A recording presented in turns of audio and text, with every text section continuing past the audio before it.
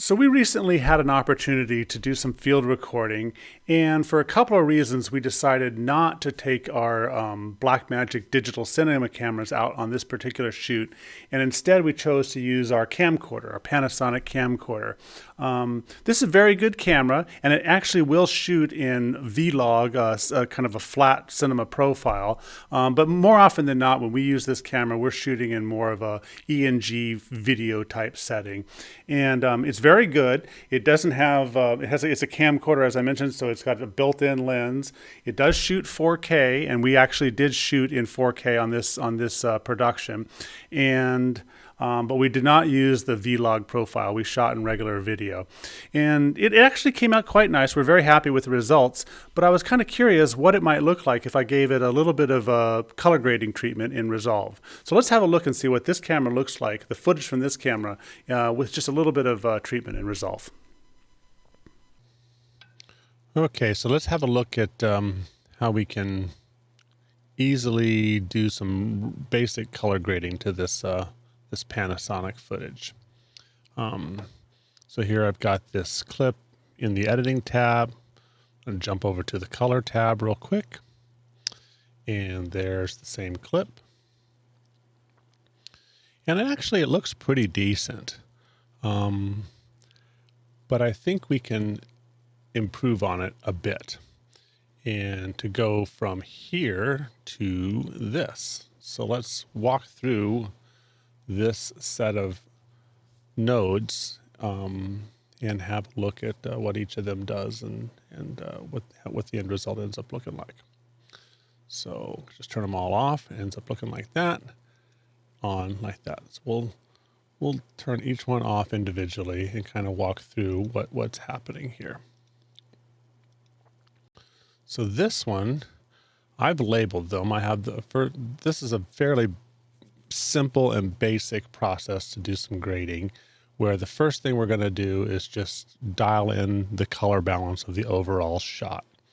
If I turn this off, and you can see here on the waveform, actually let me make this waveform a little bit bigger. You can see in the waveform, if I turn this off, it kind of shifts to the blue, and just looking at it you can see it's a little bit on the bluish side. So the first thing we did in this balance node was just kind of even out these colors a bit. So I'm going to turn it on. And that was all just done with the pivot in this color wheel here. So let me close this down so it's not taking up so much space.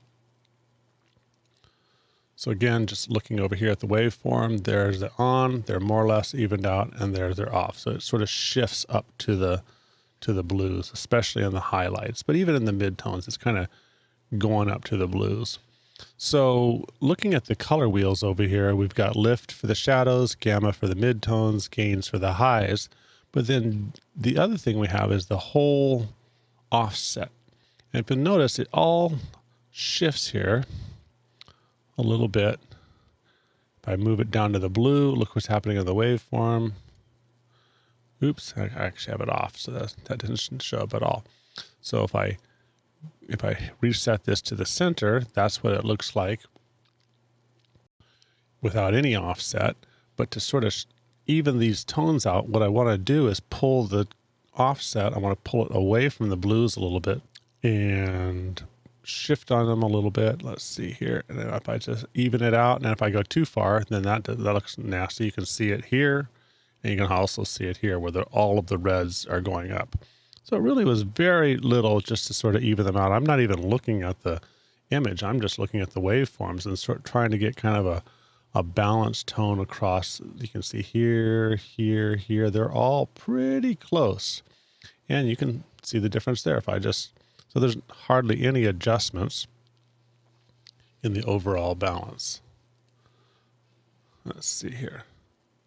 There's it on, and there's it off. So, I mean, that looked okay, but then just a slight shift of the overall tones makes it look a little bit better. That might even be a bit too much. All right, so let's go to the next one. We're going to assume that that's more or less balanced.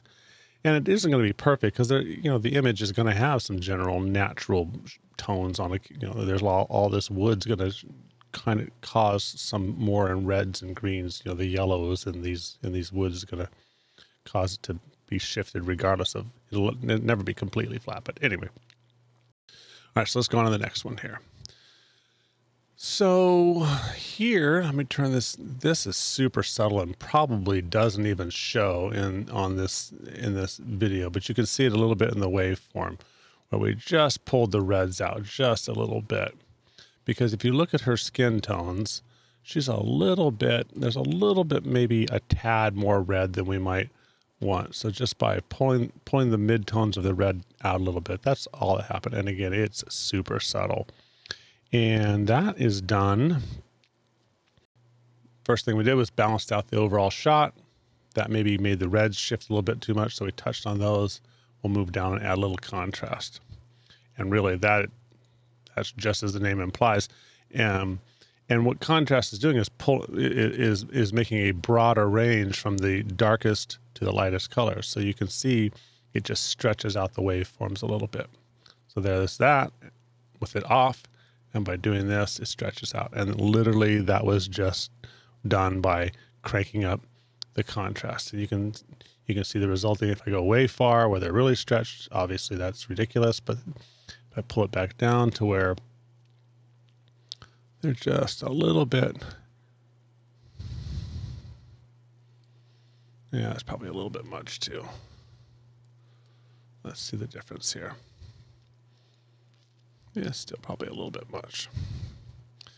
And we're being mindful not to get any of our blacks to below 0 and our whites above 100% or 1024.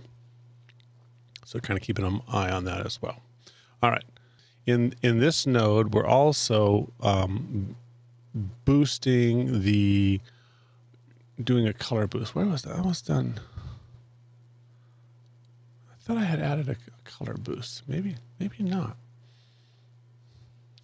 That's another thing we can do. Saturation would be like a pretty obvious way to make this look more brilliant, but color boost is another more subtle way to just add a little bit more color in the mid-tones, and that's kind of a nice approach as well.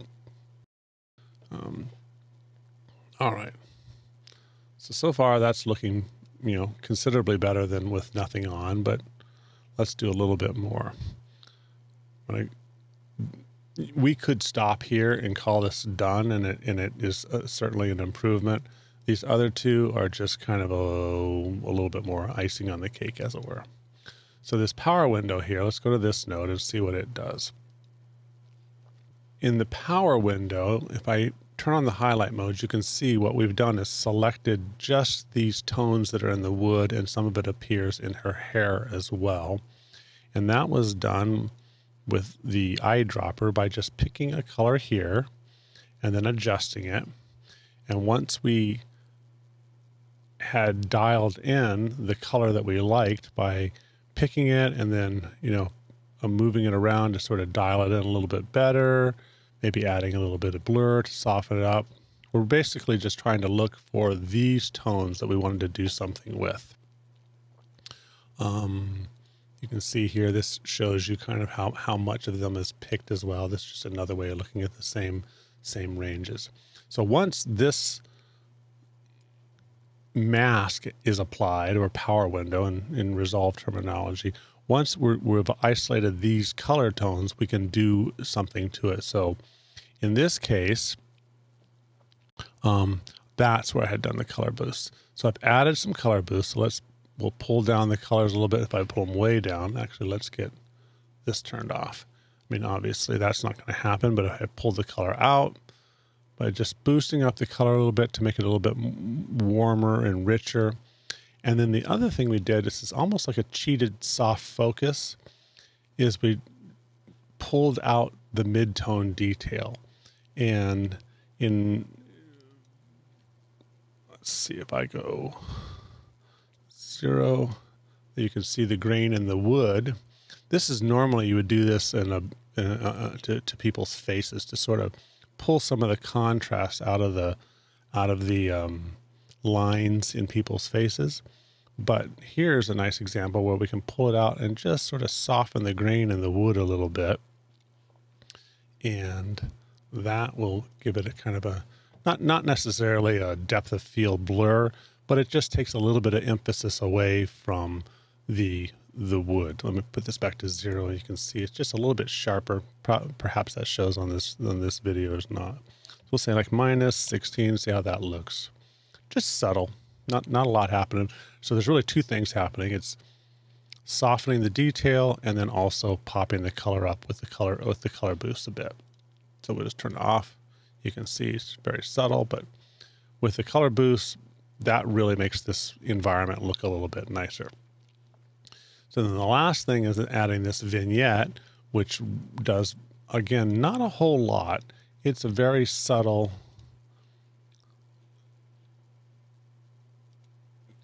darkening of the edges just to make it look, draw the eye a bit more toward her.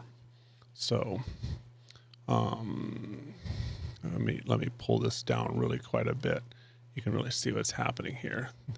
It's those edges right there, and we can, this is what this is doing. Obviously, we're not going to do that much, but anyway.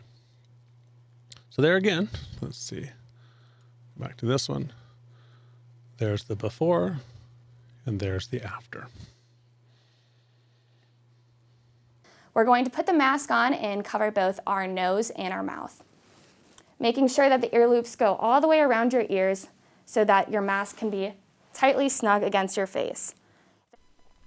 All right, so overall, I'm very satisfied with what we were able to get out of this camera, both in terms of the functionality in the field, as well as what the finished results with just a little bit of tweaking in color grading and resolve. We'll probably do this again. This is a good lesson learned.